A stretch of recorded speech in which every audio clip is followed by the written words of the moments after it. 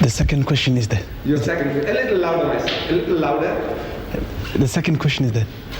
Why we hear that, and the Bible tells us that God created a man, and so we have a different nation here, population here. So now, why did God allow blacks to be suffer? Now I will explain that. You see, the creation is the creation of God. But mankind, he creates his own standards of judging. Like, for example, we are told by certain groups of churches that the black people of the earth are the children of Ham. You see, Noah, you heard the name Noah, after the flood. In the Genesis chapter 9 you read, Noah, after the flood, him and his 3 sons, Sam, Ham and Japheth, they started growing grapes. And from the fruit of the vine, they fermented the wine. And Noah drank too much. And he was lying naked. I'm reading this from the book of Genesis, chapter 9. And out of his 3 sons, Sam, Ham and Japheth, Ham saw his father's nakedness. Sprawled out on the ground naked. And it was a big joke for him. So he laughed. Who laughed? Ham. You know how you spell ham? H-A-M, ham. Ham.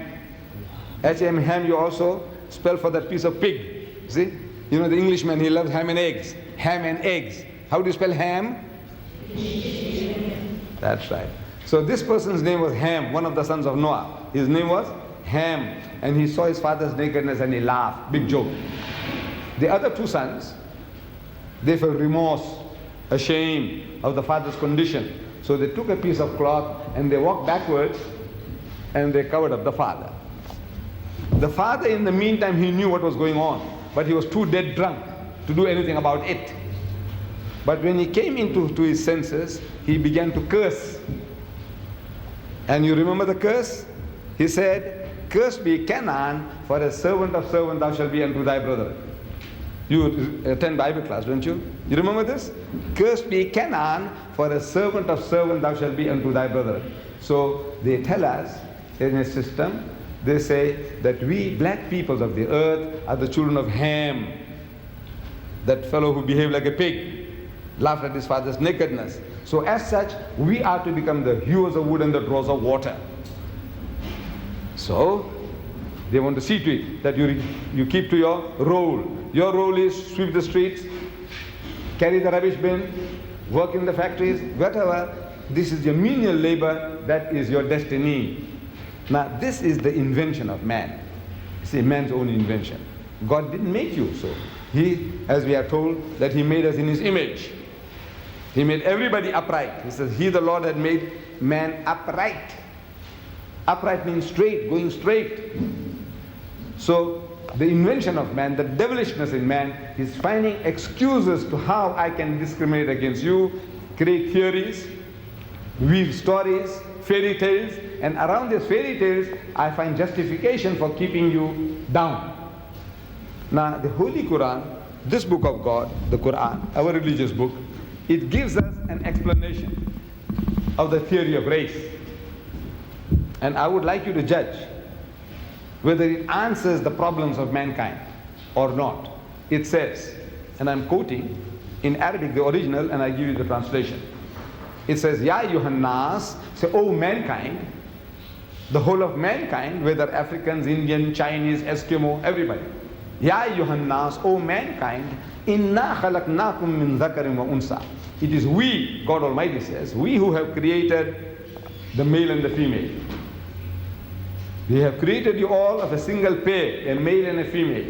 وَجَعَلْنَاكُمْ شُعُوبًا وَقَبَائِلًا. And it is we who have made you into nations and tribes. What for? To discriminate against one another? No. It's لِتَعَارَفُوا, that you may recognize one another. This Mr. John is a Zulu, that Mr. John is a Xhosa, that Mr. John is a Swazi, that Mr. John is an Englishman, that Mr. John is a Frenchman, that Mr. John is a German. For the purpose of recognition, he has made you into nations and tribes. But since man has a sickness of wanting to discriminate on false premises, so God Almighty gives us the standard. We all have a tendency to behave like that. All. There is no exception. There is no nation on earth who is an exception to this rule, that everybody wants to create standards of judging other people as inferior to themselves. You said the African just now, and I accept that the African is, in the South African context, he is at the lowest rung of the ladder. Economically, educationally, in the professions, he is at the bottom rung. That we have to agree. But now among the Africans, we have Zulus. I was questioning the students. I says, are you all Zulus? The majority were. Some said no, she is a Xhosa. Somebody said something Tswana. But now the majority of the people that are here in this institute are Zulus. Am I right? Right. Now ask the Zulu. Ask the Zulu, what is Zulu? Izulu. What does it mean? Izulu. The heavens. No? Izulu. You are the heavenly people. Izulu. Yes, that's in your mind. Izulu, we are the topmost people. Among the Africans, who is the greatest tribe, the warrior nation, the topmost nation? Your title, the name, your name of your race is also Zulu. Izulu. And what about the others? What do the Zulu say? Isilwane. Am I right? What does it say about the others? The Xhosa, the Swazi, the Tswana. What are they? Isilwane. No, this is the nature of man. Everybody. The Arab said, I'm the Arab, means we are the eloquent people, and the rest of the world is Ajam, meaning dumb. The Jews said, we are the children of God, and the rest of them are Gentiles. You know, Jews and Gentiles. What is Gentile? Means unclean, filthy, dirty people. All the rest of the world, uncircumcised, filthy, dirty people. This is the nature of man. Every human being on earth, whether he's an Indian, whether he's a European, whether he's an Englishman, he feels better than the German. The German feels he's better than the French, and the French feels he's better than the Italian. So this is the nature of man. So God Almighty, He gives us a standard. See, since man has the sickness of creating false standards for himself, this Creator, God Himself, He gives us a standard of judging between people. And the judgment is, it says, Inna akramakum indallahi atqakum. So most certainly, the noblest in the sight of God is he who is the best in conduct. Not good or bad, not rich or poor, not black or white, but the best in conduct. If your behavior is better for mankind than mine, you are a better person.